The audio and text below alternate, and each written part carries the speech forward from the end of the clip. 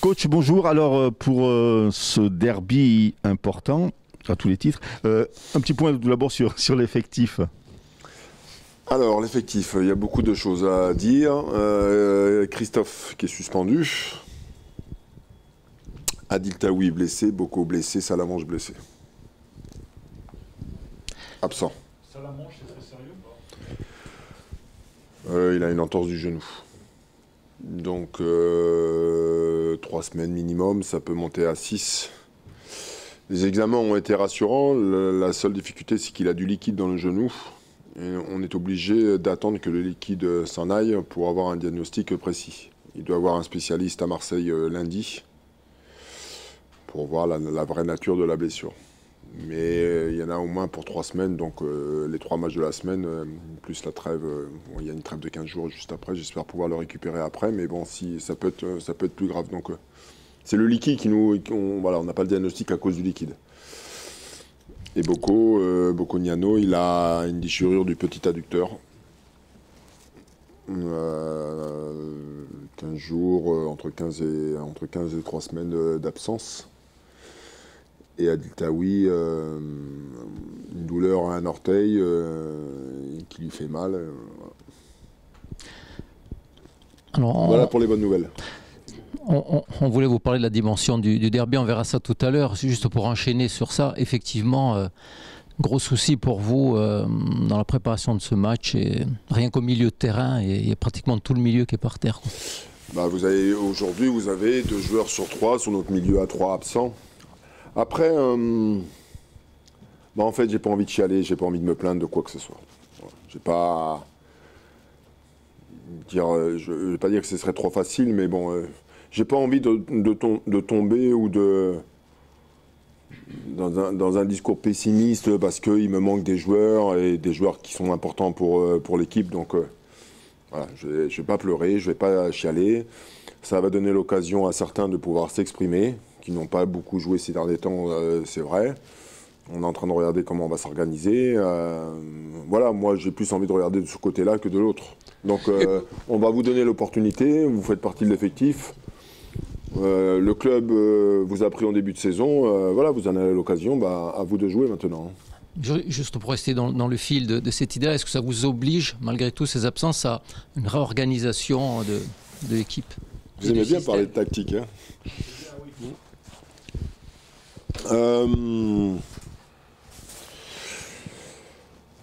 Ça existe, oui. Ça existe. Oui, ça existe, oui. On va s'arrêter là. Quelque part, ça va aussi inciter, peut-être, vous l'espérez, des joueurs à révéler un caractère de leader sur un match aussi important en termes d'état d'esprit aussi, peut-être des joueurs qui sont là depuis le début de la saison, qui ont beaucoup joué aussi, mais qui ne sont pas forcément en avant d'habitude, à prendre des responsabilités sur le terrain, puisque sans Vincent, sans Boko, sans Salamanche, il y a beaucoup de leaders qui manquent. Des responsabilités, vous savez, dans ces types de matchs, moi j'en ai connu, j'ai joué des derbys Montpellier-Nîmes, et je peux vous assurer que c'est des drôles de derbys, ça aussi. Il y a une chose qui est importante à mes yeux, c'est l'amour-propre de chacun. Il y a une rivalité sportive qui existe. Et tant mieux, et ça fait partie du charme de ces derbys, et c'est très bien que ce soit comme ça. Que ça déborde pas. Voilà, que ça déborde pas. Mais en fait, quand vous avez la chance de vivre et de pouvoir jouer ces types de matchs-là, je vous dis, moi j'ai connu ça, et j'ai connu ça dans les deux camps. J'ai connu ça à Montpellier, j'étais joueur de Montpellier, et j'ai connu ça en étant joueur de Nîmes aussi. Et avoir un peu d'amour-propre personnel, de ne pas accepter certaines choses par rapport à sa propre personnalité. Je pense qu'il faut sortir aussi un peu, sortir de ce qu'on peut être rassuré de nous-mêmes. Il faut passer à autre chose. Le temps d'un match qui peut durer 2 heures. Voilà, donc c'est important. Après, il y a l'aspect technique, il y a l'aspect émotionnel des choses. Pas se laisser déborder par le contexte, par l'adversaire, voilà. Il faut rester lucide surtout. C'est important parce que le n'importe quoi fera n'importe quoi au niveau des résultats. Et puis il me semble aussi que c'est peut-être le premier gros derby que vous abordez comme entraîneur. Comment vous l'abordez, vous aussi? Moi, je suis relativement assez tranquille, serein.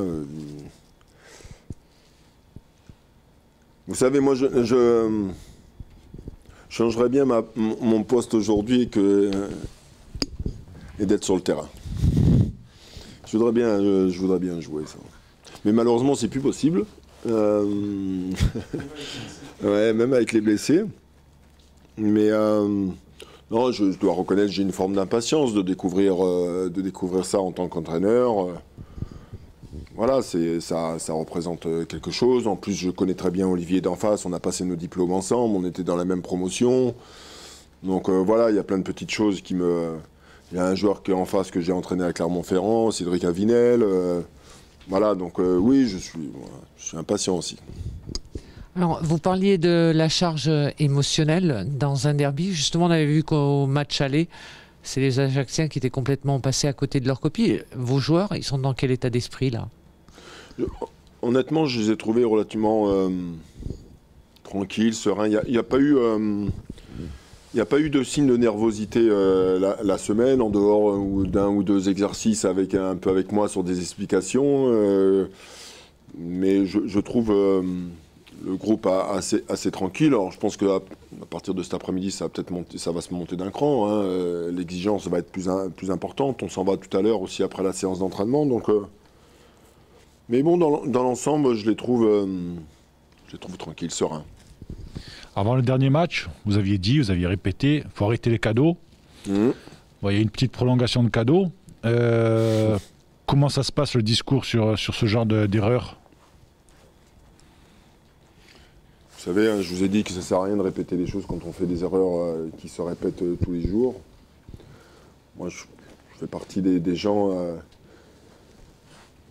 ne faut pas exagérer toujours l'erreur, ou d'expliquer, d'exagérer, de répéter les choses.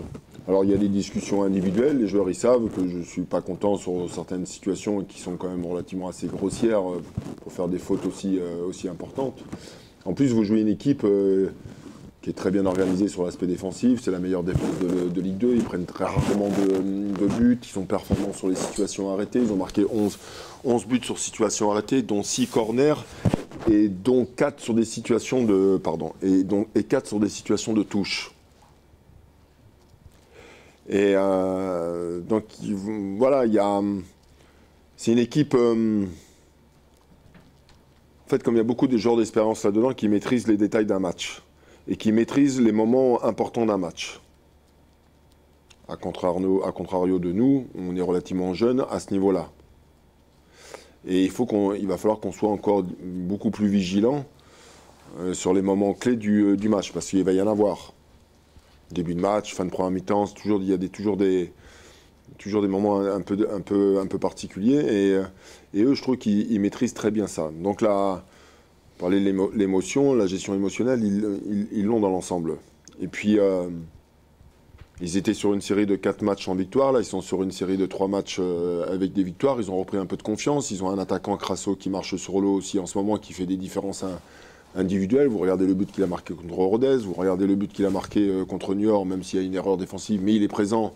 Et il provoque le duel. Donc, on sent qu'il est en confiance. Donc, ça fait beaucoup de choses. Mais on va essayer de rivaliser avec tout ça.